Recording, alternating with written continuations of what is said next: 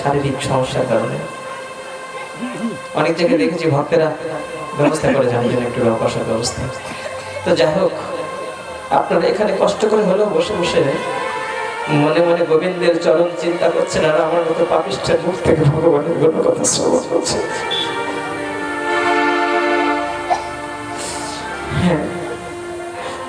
চতুর্থনা স্মরত চরণার বৃন্দম, যার মনে কখনো গোবিন্দ চরণের স্মৃতি জাগরণ হয় না। আর কৃষ্ণায় নমতি যশীর একাদপি, যার মাথাটা কখনো ভুলুণ্ঠিত হয়ে গোবিন্দ চরণে প্রণাম জানায় না।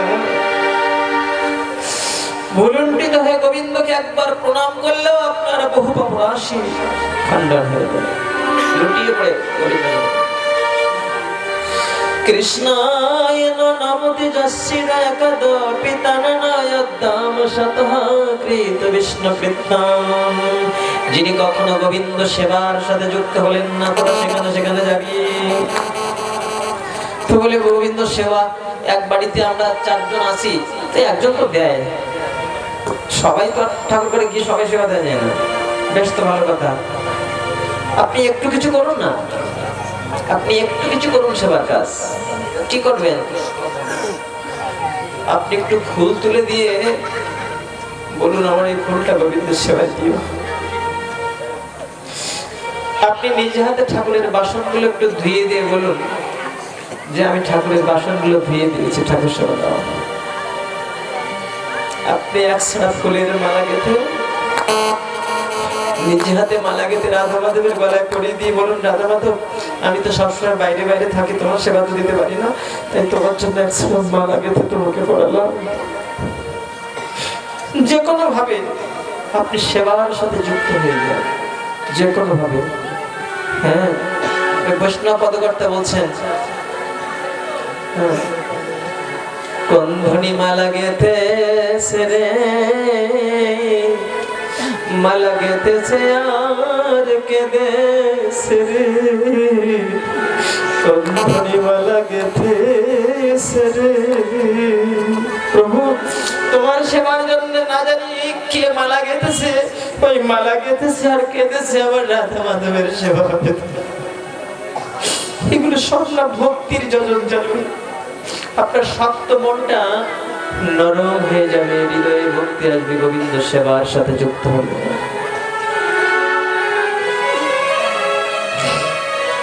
হ্যাঁ, ওই অজামিলকে নিতে পারেনি, তাই যমদূতেরা গিয়ে যখন যমরাজের কাছে বলছেন, তখন যমরাজ বলছেন, শোন তোরা এইসব জায়গায় যাবি। কোথায়? যেখানে যাওয়ার কথাগুলো বললেন, তার প্রথম নামটা হলো জিহ্বা না ভক্তি ভগবত কোন নাম দেয়ং, যার জিহ্বা কখনো ভগবানের নাম গুণগান কীর্তন করে না। আপনারা তো করছেন, আবার একটু বলুন না, হরে কৃষ্ণ কৃষ্ণ কৃষ্ণ হরে হরে, হরে রাম হরে রাম, রাম হরে হরে, হরে কৃষ্ণ কৃষ্ণ কৃষ্ণ হরে হরে, হরে রাম হরে রাম, রাম রাম হরে হরে।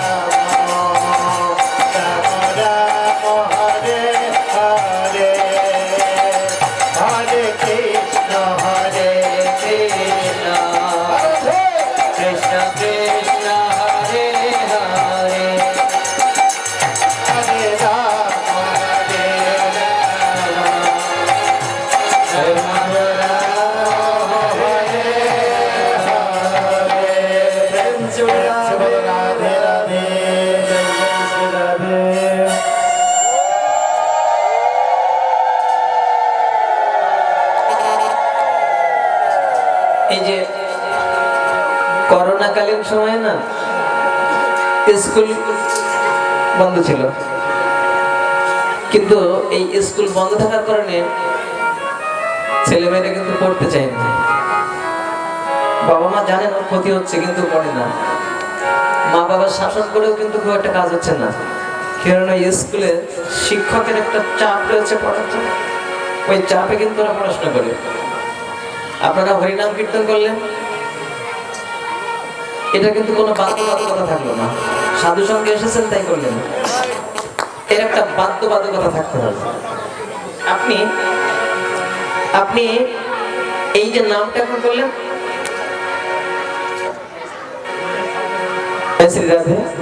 এই নামটা আপনার স্কুলের পড়ার মতো একটা চাপ থাকবে। কি করে জানেন? এক্সট্রা জবের মালা আপনার থাকবে সবার কাছে, কমপক্ষে 4 মালা আপনি জব করবেন। মনে করুন এটা আপনার স্কুলের পড়া, এটা করতেই হবে কমপক্ষে 4 মালা। এটা সংখ্যা নাম। নামাচার্য হরিদাস ঠাকুর, তাকে নামাচার্য বলা হয়েছে কেননা তিনি আচরণ করে শিক্ষা দিয়েছেন। তাই নামাচার্য হরিদাস ঠাকুর বলছেন যে সংখ্যা নাম নাহি পড়ে কি মতে খাইব, মানে নামের সংখ্যা পূরণ না হওয়া পর্যন্ত খাওয়া বন্ধ।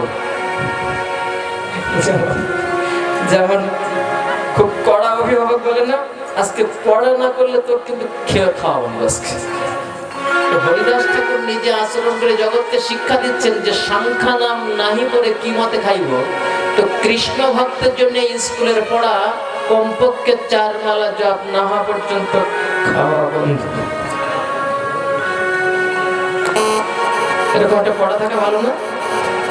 তাই যদি হয় এই ভক্তির স্কুলে যদি আপনারা যজন যাজন করতে চান, ভর্তি হতে চান, তাহলে সংকল্প করুন অন্তত আজ থেকে না আগামীকাল থেকে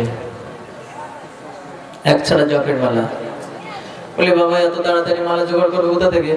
এখন সামনে কয়েকদিন সময় রয়েছে, এই ভাগবত যজ্ঞ থেকে আপনার জীবনের একটা মহাযজ্ঞ শুরু হয়ে যাক, আপনি নাম যজ্ঞে ব্রতী হয়ে যান, এই হরিনাম মহামন্ত্রের যজ্ঞে।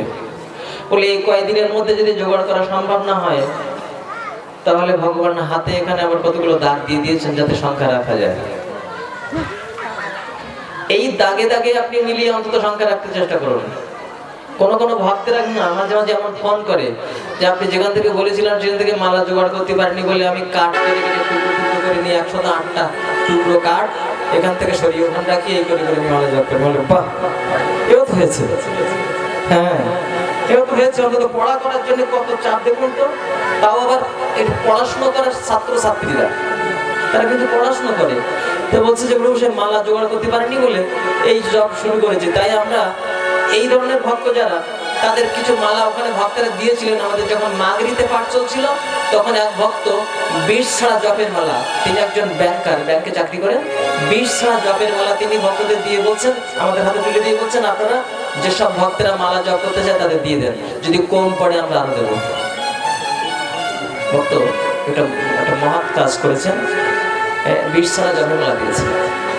এইখানে অগ্রাধিকার থাকবে বৃদ্ধ এবং অসহায় মানুষ যারা, যাদের মালা কেনার সামর্থ্য নেই বা ইচ্ছা আছে সামর্থ্য তাদের জন্য। এখন যতদিন সেটা সম্ভব না হচ্ছে, স্কুলের পড়ার মতো খুব গুরুত্বপূর্ণ বিষয় এবং এটা না হলে খাওয়া বন্ধ, এইরকম একটা শাস্ত্রের অনুশাসনকে সামনে রেখে যত তাড়াতাড়ি সম্ভব 100 জপের মালা সংগ্রহ করে নাম জপ করতে শুরু করুন। হরি বল।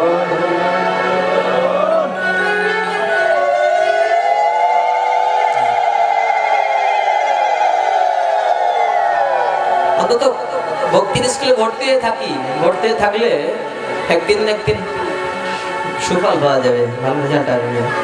হ্যাঁ, অজামিলকে দিতে পারেনি জমদূতেরা। অজামিল আরো কটা দিন আয়ু পেয়ে গেলেন। ওই যে বিষ্ণু দেখেছে, হরি কথা শুনেছে আর নারায়ণ বলে ডেকেছে ছেলেকে, তাই আয়ু বেড়ে গেল। হরিদ্বারে গিয়ে প্রভুর নাম কীর্তন করে তিনি দিব্য গতি লাভ করলেন। অল্প একটু সময় নেব, একটা অসুরের কথা শুনবে, শুনে কাটে ইসলাম। এক সময় দেবরাজ ইন্দ্র স্বর্গপুরীতে বসেছিলেন, আর সেই সময় তার গুরুদেব গিয়েছিলেন বৃহস্পতি। গুরুদেবকে দেখে সিংহাসনে, রাজ সিংহাসনে, স্বর্গের সিংহাসনে বসে রয়েছেন, তো খুব সম্মানের জায়গা, খুব আভিজাত্যের জায়গা। তাই গুরুদেবকে প্রণামও করলেন না, একটু অভিবাদন করলেন না। গুরুদেব রুষ্ট হয়ে গেলেন, চলে গেলেন সেখান থেকে। আর যেই না গুরুদেব রুষ্ট হয়েছেন, সঙ্গে সঙ্গে শ্রী ভ্রষ্ট হয়ে গেলেন। ওষুধের শক্তি বেড়ে যেতে লাগলো, দেবতারা সব শ্রীহীন হয়ে যেতে লাগলো। তখন দেবতারা সবাই মিলে গেলেন সৃষ্টিকর্তা ব্রহ্মার কাছে, যে ব্রহ্মাজি খুব বিপদে পড়েছি, সে কোনো দিকে মঙ্গল হচ্ছে না, যেদিকে যাই সেদিকে অমঙ্গল। আপনার বিধি যখন বাম হয়ে যাবে না, তখন যে পথে যাবেন সেই পথে অমঙ্গল হবে। আর বিধি যখন অনুকূলে চলবে, তখন ছাই উঠা করলে এরকম। এই জগতের ইতিহাসে এমন আছে। তো ওই বিধি বাম হয়েছে, গুরুদেব রুষ্ট হয়েছে, বৈষ্ণব অপরাধ হয়েছে, দেবরাজ ইন্দ্রের শ্রী ভ্রষ্ট হয়ে যাচ্ছে। তাই দেবতাদের, সমস্ত দেবতারা মিলে সৃষ্টিকর্তা ব্রহ্মার কাছে গিয়ে বলছেন কি হবে এখন। এই বললেন, তখন বলছেন তো এখন কি করা যাবে? গুরুদেব তো রুষ্ট হয়ে যেতে, একটা যজ্ঞ করো। তো যজ্ঞ তো করবো, তো পুরোহিত ঠাকুর পাবো কোথায়? বলছে কেন, তোমাদের গুরুদেব আছে না? তো সে গুরুদেবকে তো খুঁজেই পাচ্ছি না। গুরুদেব নিজেকে অদৃশ্য করে রেখেছেন, যেন শিষ্য, ওই শিষ্য যেন আর আমার ধারে আসতে না। এইবার যখন খুঁজে পাচ্ছেন না, তখন ব্রহ্মার কাছে পরামর্শ নিলেন কি করি এখন। তো শোনো শোনো, তোমাদের এক ভাইপো আছে, বেদ জ্ঞান আছে, তার নাম হচ্ছে বিশ্বরূপ। ওই ভাইপোরে দিয়ে দেখো কাজটা করাতে পারে কিনা। তাই সব দেবতারা মিলে গিয়েছেন ভাইপোর কাছে, বিশ্বরূপের কাছে। গিয়ে ভাইপোকে প্রণাম করলেন। ভাইপো বলছেন, কি আপনারা একই শুরু করেছেন? আপনারা আমার গুরুজন, আমার বাবার ভাই, আমারে প্রণাম করছেন কেন? তখন বলছে, তোমারে প্রণাম করছি না, প্রণাম করছি তোমার ভিতরে যে বেদ জ্ঞান আছে, সেই বেদ জ্ঞানকে প্রণাম করছি। বলছেন দেবতারা না বয়স ধরে ছোট বড় বিচার করে না, ছোট বড় বিচার করে শাস্ত্র জ্ঞান বিচারে। যার শাস্ত্র জ্ঞান আছে সে বড়। তো তোমার বেদ জ্ঞান আছে, শাস্ত্র জ্ঞান আছে, তাই এসেছি, প্রণাম করেছি। তো শোনো, আমাদের খুব একটা বিপদে পড়েছি, আমাদের একটা কাজ করে দিতে হবে। কি কাজ? না, আমাদের একটা যজ্ঞে পৌরোহিত্য করতে হবে। তখন বলছেন, ও তো ভালো কাজ না। কেন? না, যদি ঠিক মতো ফর্দ লিখে দেই তো মনে করবেন যে ঠাকুর মশাই বেশি করে নেওয়ার জন্য লিখেছে। আবার যদি কম করে লিখি তো যজ্ঞের অঙ্গহানি হয়ে যাবে। এর দুই দিকে বিপদ, আমার করতে মন চাচ্ছে না। কিন্তু আপনারা আমার বাবার ভাই, আর বাবা হচ্ছে ব্রহ্মার মূর্তি, তাই আপনাদের কথাটা আমার ফেলতে মন চাচ্ছে না। ওখানে কতগুলো কথা বলেছিলেন যে মা হচ্ছে ধরণীর মূর্তি। মা কিসের মূর্তি? ধরণীর মূর্তি। ধরণী যেমন সর্বংসহা, সব সহ্য করে, জগতে মার মতন ওই রকম সহ্য করা মূর্তি আর নেই। সন্তান যদি গলা ধাক্কা দিয়ে মাকে বের করে দেয়, তখনও মা ভগবানের কাছে ওই সন্তানের মঙ্গল কামনা করে। তাই মাকে বলেছে ধরণীর মূর্তি। আর বোন হচ্ছে, বোন হচ্ছে দয়ার মূর্তি। ছায়ার মতো পাশে পাশে এসে দাঁড়ায়, দাদা তোর কি লাগবে? কত বকুনি ঝকুনি দিয়েছি, কত মুখ কালো করেছি, জগতের সবাই রাগ করে, কিন্তু বোন রাগ করে না। দাদা তোমাকে বলবে। তাই বলছে বোন হচ্ছে দয়ার মূর্তি, বড় ভাই হচ্ছে দেবরাজ ইন্দ্রের মূর্তি। এইসব কথাগুলো বলছেন। অতিথি হচ্ছে ধর্মের মূর্তি। তো আপনারা আমার পিতৃতুল্য, আপনাদের কথাটা আমি রাখবো, তবে আমার কাজে আঘাত ব্যাঘাত ঘটালে হবে না। আমার কাজটা করতে দিতে হবে, স্বাধীনতা নষ্ট করলে হবে না। না না, তোমার স্বাধীনতা নষ্ট করবো না, ঠিক আছে, যজ্ঞের পৌরোহিত্য করে দাও। এইবার যজ্ঞের পৌরোহিত্য করছেন, জোরে জোরে মন্ত্র বলে দেবতাদের নামে আহুতি দিচ্ছেন, আর আস্তে আস্তে মন্ত্র বলে অসুরদের নামেও দিচ্ছেন, কেননা অসুররা হচ্ছে তার মাতৃকুল, তাই দুই কুল একসাথে রক্ষা করছেন। এইটা দেবরাজ ইন্দ্র যখন জানতে পারলেন যে আমরা এনেছি আমাদের জন্য, আর আমাদের শত্রুদের নামে আহুতি দিচ্ছে, তো ভালো কাজ নয়, পুরোহিত ঠাকুরকে ভালো না, দিয়েছেন মাথা কেটে। সে পুরোহিত ঠাকুরের মাথা কেটে দিয়েছে দেবরাজ ইন্দ্র। যখন মাথা কেটে দিলেন, হলো ব্রহ্ম তার পাপ, আর জাত ছেলের মাথা কেটেছে। তার মানে ওই দশটা মণি, বিশ্বরূপের বাবার নাম হচ্ছে দশটা ঋষি। দশটা ঋষি, হ্যাঁ, আমার ছেলের মাথা কাটলো, ওরা ডেকে ডুকে নিয়ে গেল পুজো করাবে বলে, পৌরোহিত্য করাবে বলে, যজ্ঞ করাবে, আর আমার ছেলেটার মাথা কেটে দিল, ঠিক আছে, আমি এর প্রতিশোধ নেব। এমন একেবারে একটা যজ্ঞ করলেন, পুত্র ইষ্টি যজ্ঞ। সেই যজ্ঞে আহুতি দিয়ে দিয়ে বললেন, আমার এমন একটা পুত্র হোক এই যজ্ঞের থেকে, যে পুত্র দেবরাজ ইন্দ্রকে যেন মারতে পারে। কিন্তু সে মন্ত্র বলার সময় মন্ত্রের উচ্চারণ ঠিক হয়নি, অর্থ বিকৃত হয়ে গেল। অর্থটা এই দাঁড়ালো, এমন একটা পুত্র হোক যে পুত্র যেন ইন্দ্রের হাতেই পড়ে। কি হলো? ভালো করতে গিয়ে খারাপ হয়ে গেল। এইটা আমাদের শাস্ত্রে শিক্ষা দিয়েছে যে আপনারা অন্যের ক্ষতি করার জন্য যেন এই ধরনের কাজ করবেন না। এটাকে বলে অবিচারিক কর্ম, মানে লোকের ক্ষতি করার জন্য এইসব কাজ করব। কি কি বলে? জাদু করা, গুণ করা, বান মারা, টোনা করা, বশ করা, এই তাবিজ কবজ দিয়ে নানান রকমের বশীকরণ, এগুলো করতে যাবেন না। এগুলো ভালো কাজ না। আপনার কথার মতো চলছে না, তাই একটু বশ করলেন আর গুণ করলেন বলে একদিন উল্টো আবার হিতে বিপরীত হয়ে যাবে। ওই কাজ কিন্তু কৃষ্ণ ভক্তরা কখনো করেন না। কৃষ্ণ ভক্তরা ওই কাজ কখনো করেন না। কেননা আমার কর্মফল কিন্তু ক্ষমা করবে না। আপনি ভালো করলে ভালো কিছু পাবেন, মন্দ করলে মন্দ ফল আপনাকে ভোগ করতে হবে। গুণ করে, বশ করে, আর জাদু করে মানবে, এইবার দেবরাজ ইন্দ্রের শরীরে ছিল ব্রহ্ম হত্যার পাপ, সে পাপ আর কেউ নেয় না। শেষ পর্যন্ত চারিদিকে অন্বেষণ করে করে করে করে একটা পথ হলো, চারজন নিতে চাইলেন, 4 ভাগের 1 ভাগ করে নিতে চাইলেন। কে কে? মাটি, জল, বৃক্ষ আর আমার মায়েরা। 4টে শর্ত কি ছিল? মাটিকে বললেন, তুমি যদি আমার এই ব্রহ্ম হত্যার পাপের 4 ভাগের 1 ভাগ নাও, আমি আশীর্বাদ করব, তোমার বুকের উপরে কেউ গর্ত করে দিলে সেটা আবার পূরণ হয়ে যাবে, কর্তৃত্ব জায়গাটা পূরণ হয়ে যাবে। আর ব্রহ্ম হত্যার পাপ যে রয়েছে তার চিহ্ন স্বরূপ তোমার দেহের উপরে কিছু জায়গা মরুভূমি হয়ে থাকবে, ওখানে ফসল হবে না। জলকে বললেন, তুমি যদি আমার ব্রহ্ম হত্যার পাপের 4 ভাগের 1 ভাগ নাও, আমি আশীর্বাদ করব, তুমি যার সাথে যুক্ত হবে তার দেহটা সরস ও পরিপুষ্টিতা লাভ করবে। তবে তোমার দেহে যে পাপ রয়েছে তার চিহ্ন স্বরূপ ফেনা উঠবে। বৃক্ষকে বললেন, তুমি যদি 4 ভাগের 1 ভাগ পাপ নাও, তাহলে আমি আশীর্বাদ করছি, তোমার কোন জায়গা কেটে দিলে সেখান থেকে আবার কুড়ি গজাবে।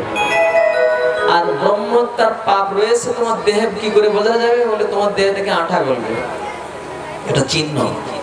আমার মায়েদেরকে বললেন যে তোমরা যদি আমার ব্রহ্ম তার পাপের 4 ভাগের 1 ভাগ নাও, আমি আশীর্বাদ করছি সৃষ্টি জগতে যত নারী রয়েছে তারা বছরে 1 দিন মাত্র তাদের স্বামীর সঙ্গ লাভ করে।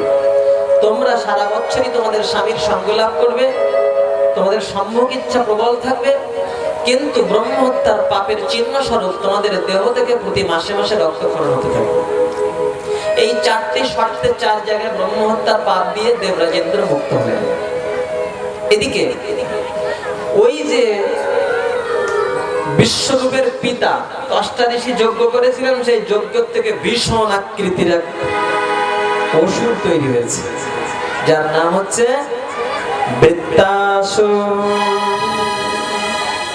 বৃত্তাসুর আবির্ভূত হয়ে হুঙ্কার ছাড়তে ছাড়তে দেবতাদের দিকে গিয়েছে। বিশাল আকৃতির দেহ, হা করেছে। তো দেবরাজ ইন্দ্র দেখে মনে করছেন যুদ্ধ করবো কি করে, তো দল শুদ্ধ সম্মুখের মধ্যে ঢুকে যাবো।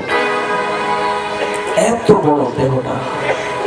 দেবরাজ ইন্দ্র এবং সমস্ত দেবতারা ভীত হয়ে সৃষ্টিকর্তা ব্রহ্মার কাছে ভগবান শ্রীহরির শরণ নিলেন। প্রভু, ওই অসুরের হাত থেকে কি করে বাঁচবো? ও দেহ যে আকৃতি দেখাচ্ছে, তো যুদ্ধ করা লাগবে না, তো সামনে গেলে সব টপাটপ খেয়ে কি করবো এখন? তখন বলছেন ও তো মুনির তপস্যার থেকে, হোমকুণ্ড থেকে উদ্ভূত হয়ে যুদ্ধ করেও তোমরা পারবে না। হায় হায়, তাহলে এখন কি করব? বলছেন একটা পথ আছে, ওই অসুরকে মারার জন্য একটাই মাত্র উপায়, সেটা হচ্ছে ওই দধিচি মুনি তপস্যা করছে, ওই মুনির কাছে গিয়ে বলো যদি তার অস্থিটা দেয়, ওই অস্থি দিয়ে বজ্র তৈরি করাতে পারলে ওই বজ্রে মৃত্যু হবে। দেবতারা ভাবছেন এই হয়েছে, তো অস্থি কেউ দেবে?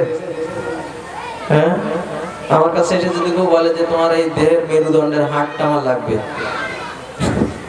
আমি কি দিতে চাইবো? দেবতারা কি করবেন, আর বাধ্য হয়ে যাই না মুখে চেয়ে দেখি মুনি তো সাধু, বলে দেখি। গিয়ে যখন এই কথা বললেন, তখন দধিচি মুনি বলছেন যে তোমাদের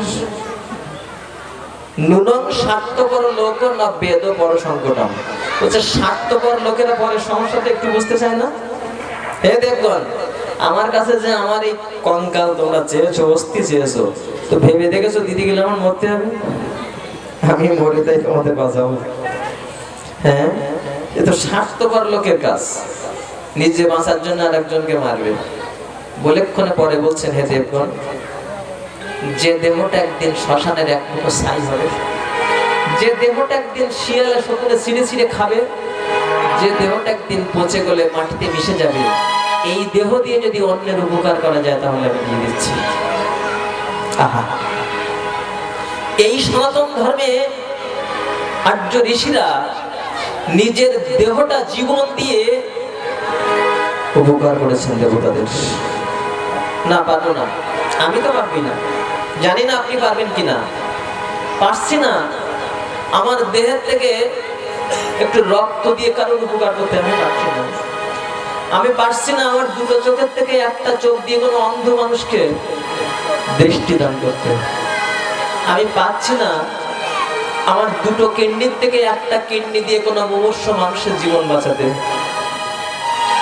আমি পাচ্ছি না 2-10 লক্ষ টাকা কোন মানুষকে সাহায্য করতে, পাচ্ছি না। যদি এত উপকার করতে না পারি, তবে দাবি করব উপকার যদি না করতে পারি তা কারোর ক্ষতি যেন আমার দ্বারা না হয়, কারোর একটা টাকার ক্ষতি যেন না করি। একসময় একজন সাধুর কাছে একজন টাকা পাবে, তাই আমার কাছে এসে নালিশ করেছে। করলে আমি সাধুটার কাছে জিজ্ঞাসা করেছি আপনার কাছে টাকা পাবে? বলছে আপনার কাছে নালিশ করেছে, কত পাবে আমার কাছে? এবং যিনি পাবেন বলে নালিশ করতে এসেছেন তিনি বলছেন দেখেন, আমি কিন্তু আপনার কাছে বিচার নিতে আসিনি, বিচার নিতে গেলে আপনার কাছে আসতাম না, শুধু আপনার কাছে জানাতে এসেছি আপনারা ভক্তি পথে চলেন, তাই আমি জানাতে এসেছি আপনি একটু জেনে রাখুন। আমি যখন শুনলাম তখন ভদ্রলোক বলছেন যে আপনার কাছে নালিশ করেছে। আমি বললাম তা তো সে অন্যায় করিনি, আপনার কাছে একটা টাকা পাবে কিনা তাই বলুন। যদি একটা টাকা সে আপনার কাছে পায় তাহলে আপনি তার কাছে ঋণী আছেন। আপনার এত কষ্ট করে সাধন ভজন করছেন, এই ভজন সম্পত্তিকে যেন কাউকে ভাগ বসাতে না পারে এমন ভাবে যাবেন না জগৎ থেকে। এত কষ্ট করে যে ভজন সাধন করছেন, মরণের পরে ভজন সাধনের উপরে যেন ভাগ বসাতে না আসে কেউ। সবার জন্য বলি, কারোর কাছে যদি একটা টাকা ঋণ থাকে, মনে থাকতে থাকতে সেটা শোধ করে দিন, কেননা ছোট ঋণগুলো মনে থাকবে না। ওই একটা টাকা মনে থাকতে থাকতে শোধ করে দিন, ওর জন্য যেন পরকালে গিয়ে আবার আপনাকে জবাব দিয়ে হতে না হয়। আমাদের মহাভারত একটা দৃষ্টান্ত আছে, একজন কুলো কিনেছে, সে কুলোর দাম দেয়নি, তাই মৃত্যুর পরে গিয়ে সেখানে গিয়ে বলছে আমার কুলো যদি না দিতে পারো, দাম দিতে না পারো, দাম দাও, তাহলে টাকা তো এখানে আনিনি। বলছে তাহলে তোমার বুকের থেকে ওই কুলোর মাপের চামড়া কেটে দাও। ক্ষমা কিন্তু হবে না, একটা পয়সা কারোর কাছে ঠকিয়ে নিয়েছি, ক্ষমা কিন্তু হবে না, ওটা তিল তিল করে বুঝে দিতে হবে। তাই বলি যে কাউকে উপকার করতে পারলাম না, রক্ত দিয়ে সাহায্য করতে পারিনি, একটা কিডনি দিতে পারিনি, একটা চোখ দিতে পারিনি, তবে কারোর একটা পয়সা যেন কাউকে না ঠকাই, এই সনাতন ধর্মে শিক্ষা দিয়েছে। যদি ঠকিয়ে থাকি, মনে থাকতে থাকতে ঋণটা শোধ করে দিতে চেষ্টা করি, আপনার কল্যাণ হবে। এইভাবে দধিচিমুনি দিলেন, দিয়ে তিনি দেহ ত্যাগ করলেন। অস্থি দিয়ে বজ্র তৈরি হলো, সেই বজ্র নিয়ে এবার দেবরাজ ইন্দ্র গিয়েছেন যুদ্ধ করতে। যখন যুদ্ধ করতে গিয়েছেন তখন বৃত্তাসুর দেখে বুঝতে পেরেছেন এই আমার মরণাস্ত্র। বৃত্তাসুর তখন এমন জোরে আঘাত করেছেন দেবরাজ ইন্দ্রকে লক্ষ্য করে, হাতের থেকে অস্ত্র খসে পড়ে গিয়েছে। তখন দেবরাজ ইন্দ্র লজ্জিত হয়েছেন। বৃত্তাসুর বলছেন, দেবরাজ লজ্জিত হয়েছেন নাকি? কেন? না, লজ্জা পাবেন না। আমি ইচ্ছে করলে আপনাকে এখন মেরে ফেলতে পারি, কিন্তু আমি মারবো না। কেন জানেন? জয় পরাজয় ঈশ্বরের ইচ্ছায় হয়, আপনার আমার ইচ্ছা হয় না। জয় পরাজয় ঈশ্বরের ইচ্ছায় হয়। যেই মাত্র ঈশ্বরের নামটা মুখে নিয়েছে কে? বৃত্তাসুর। দেবরাজ ইন্দ্র তখন চিন্তা করছে, সে কি অসুরের মুখে ঈশ্বরের নাম? যস্য ভক্তির ভগবতী হরে তু নিঃশ্রশেশ্বরে বিকৃত মৃতম মদো কিং ক্ষুদ্র খাদগুতকৈ। বলছেন, যার মুখে ভগবানের নাম রয়েছে, ভগবানের চরণে যার ভক্তি রয়েছে, সে কেন স্বর্গের জন্য আমার সাথে যুদ্ধ করতে আসবে? সে তো অমৃতের সাগরে ডুব দিচ্ছে, আর স্বর্গ হচ্ছে তুচ্ছ গর্ত জল। গর্ত জলে নামতে চাই কেউ যদি অমৃতের সাগরে ডুব দেয়? বলি অসুরের মধ্যে যদি বিষ্ণু নাম থাকে, ঈশ্বরের নাম থাকে, সে আমার সাথে যুদ্ধ করতে এসেছে কেন? স্বর্গের জন্য। কৃষ্ণ ভক্ত তো স্বর্গের জন্য কেন সত্যান্ত করে না? ও তো স্বর্গ চায় না, দিলেও নিতে চায় না। তখন দেবরাজ ইন্দ্র ভাবছেন, অসুরের মুখে প্রভু না। তখন বৃত্তাসুর বলছেন, দেবরাজ কি ভাবছেন? অস্ত্র তুলে নিন। যতক্ষণ অস্ত্র না তুলবেন ততক্ষণ আমি আপনাকে আঘাত করবো না। আমি অস্ত্রহীনকে আঘাত করি না। দেবরাজ ইন্দ্র এবার সেই বজ্র তুলে ধরেছেন। বৃত্তাসুর দেখে চিনতে পেরেছেন এই সেই আমার মৃত্যুবান। তখন বলছেন, দেবরাজ দেবরাজ দেরি করবেন না, তাড়াতাড়ি, খুব তাড়াতাড়ি ওই অস্ত্রটা দিয়ে আমার দেহ থেকে মস্তকটা বিচ্ছিন্ন করে দিয়ে দিন। কেন জানেন? আমি অসুরের দেহ নিয়ে জন্মগ্রহণ করেছি বলে আমার এই অহংকারী মাথাটা কোনোদিন ভক্তের চরণে প্রণাম করতে পারিনি। আমার এই অহংকারী মাথা, এটা কোনোদিন লুটিয়ে পড়ে কোনো ভক্তের চরণ ধরে নিতে পারিনি। তাই আপনি বজ্র দিয়ে তাড়াতাড়ি আমার দেহ থেকে মাথাটা কেটে দিন। আমার অহংকারী মাথাটা লুটিয়ে গিয়ে পড়ুক ভক্তের চরণ ধুলিতে।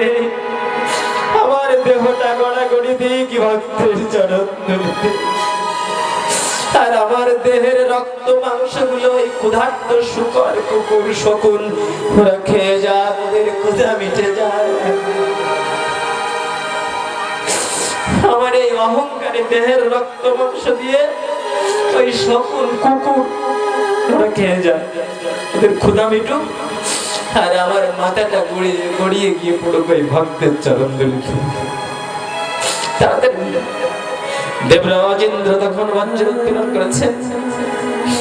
তখন বৃত্তাসুর স্তুতি করে বলছেন, হে ভগবান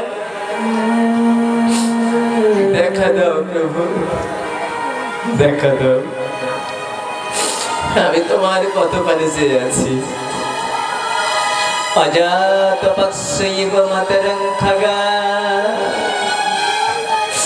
যে পাখির বাচ্চার এখনো পাখনা উঠিনি, ওই পাখির বাচ্চাটা যেমন করে তার মায়ের পথ পানে চেয়ে থাকে, আমি সেইভাবে তোমার পথ পানে চেয়ে। আমার মা শুধু আমার জন্য খাবার আনবে না, মুখে করে আমার মুখের মধ্যে দেবে। এতটা ভরসা তোমার উপরে প্রভু আমি করেছি। অজাত পশ্চিম মাতরং খগায় স্তন্নং যত মৎস্যতল ক্ষুধার্তা, যে গাভীর বাছুরটার এখনো মায়ের দুধ ছাড়িয়ে যায়নি, ওই বাছুরটা যেমন ভাবে তার মায়ের পাশে পাশে থাকে, মায়ের অপেক্ষায় থাকে, আমি তেমন ভাবে তোমার অপেক্ষায় আছি। প্রিয়েব প্রিয়াং বিষণ্ণ মনোহর বিন্দাক্ষ বুদ্ধি দৃশ্যতে তম। বললেন কোন সতী সাধ্বী পতিব্রতা রমণীর স্বামী যদি বিদেশে থাকে, ওই রমণী যেমন ভাবে তার স্বামীর পথপানে চেয়ে থাকে, হে ভগবান আমি তেমন ভাবে তোমার পথপানে চেয়ে আছি, তুমি আমাকে দেখা দাও। বৃত্তাসুর অন্তিম সময় স্থিতি করেছিলেন গোবিন্দ চরণে।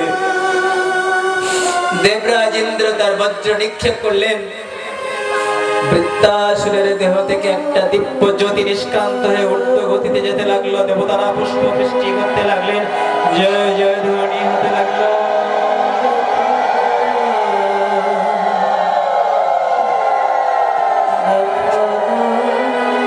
কেন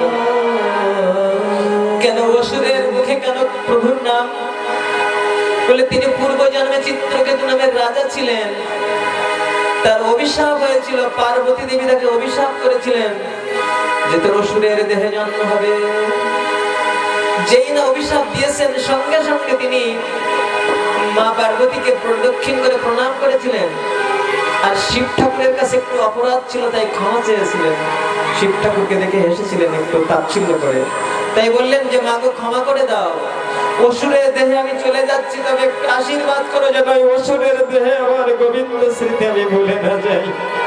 অন্তিম সময় আবার যেন ওই প্রভুর নাম আমার মুখে আসে, আমি যেন আবার প্রভুর চরণে ফিরে আসতে পারি। প্রেম চৌড় জয় জয় শ্রীরাধে। আপনাদের জীবনের প্রতিটা মুহূর্ত কৃষ্ণ ভাবনাময় এই প্রত্যাশা ব্যক্ত করে যেখানে পাঠাচ্ছি। আমি মহামূর্খ ভাগবত কথা বলতে গিয়ে যদি আপনাদের অন্তঃকরণে আঘাত দিয়ে কিছু বলে থাকি, তার জন্য চরণে স্পর্শ করে ক্ষমা করতে চাইছি। পঞ্চা কল্পতরুভ্যশ্চ কৃপা সিন্ধুভ্যেব চ পতিতানাং পাবনেভ্যো বৈষ্ণবেভ্যো নমো নমঃ। জয় শ্রী রাধে। স্যার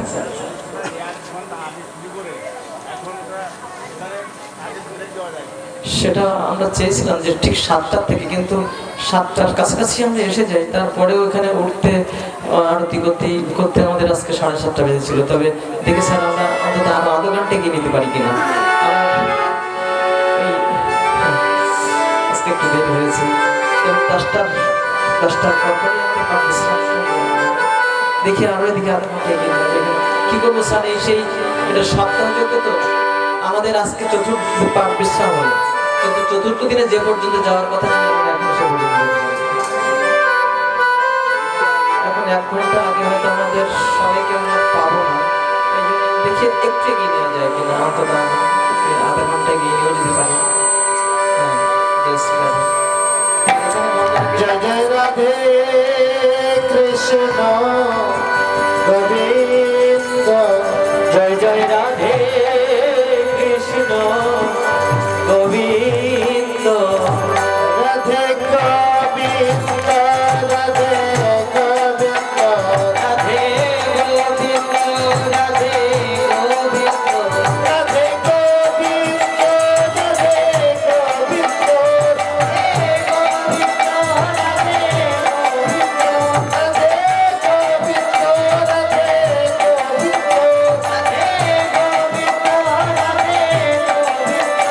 রাধে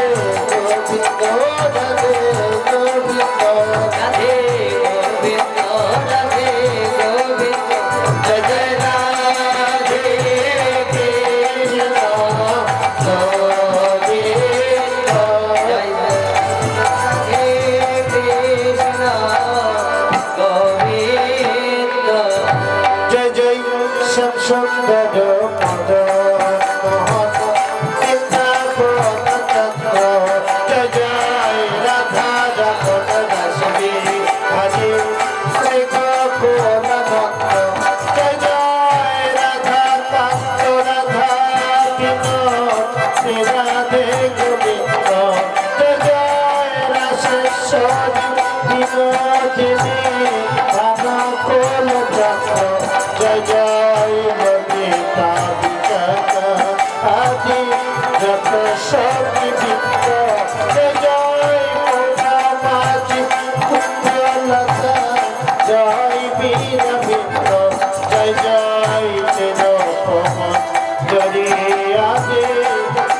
জড়িয়া নাম যেন তোর প্রাণে গাইতে পারি জয় রাধে গোবিন্দ যেন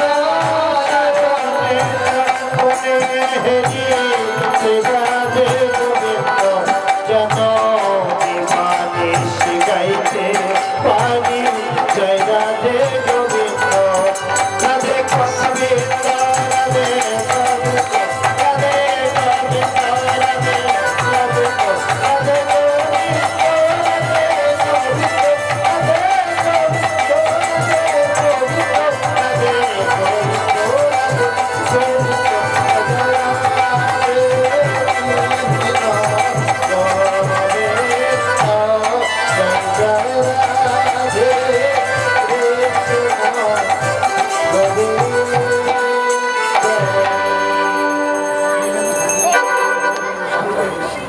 प्रेम से तो राधे कृष्ण बोले श्री अद्वैत नित्यानंद श्री राधा रानी की जय अपन अपन गुरु गोविंद की जय प्रभु श्री अद्वैत गोस्वामी की भक्तकार मांगलिक अनुष्ठान आचार्य प्रभुपाद की श्री कृष्ण चैतन्य महाप्रभु की नित्यानंद प्रभु की अद्वैत आचार्य की पदाधर पंडित की श्री श्रीवास ठाकुर की गोस्वामी की अष्ट कविराज की 64 महंत की द्वादश गोपाल की गीता भागवत की कुल करदल की प्रणाम संकीर्तन की सप्ताहव्यापी श्रीमद् भागवती महायज्ञ की महाप्रसाद की प्रेम से कहो राधे कृष्ण बोले श्री अद्वैत नित्यानंद श्री राधा रानी की जय जय जय जय जय श्री श्रीमद् भागवत प्रीति प्रेमानंदे हरि हरि बोल अनिताई गौर हरि बोल अनिताई गौर हरि बोल अनिताई गौर हरि बोल गौर भक्तेर पदे मोर कोटि नमस्कार सबे मिले पदरज शिरे दाम अमर पंचा कल्पतरु वर्ष कृपा सिंधु भयवच पतितानं भवने वैष्णवे नमो नमः जय जय राधे श्याम আপনারা সবাই প্রসাদ পেয়ে যাবেন আপনাদের জন্য কিছু প্রসাদের ব্যবস্থা রয়েছে দয়া করে সবাই প্রসাদ পেয়ে যাবেন